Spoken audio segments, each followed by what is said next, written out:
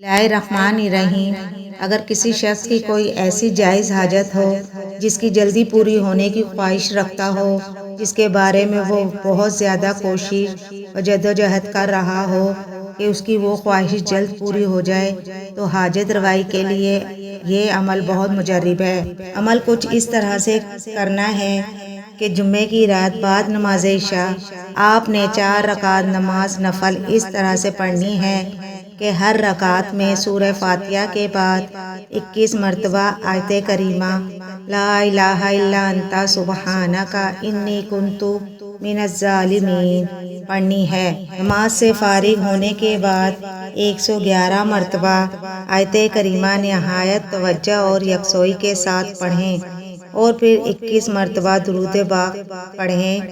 اللہ تعالیٰ سے دعا مانگے، انشاءاللہ تعالیٰ اس کی ہر حاجت پوری ہو جائے گی۔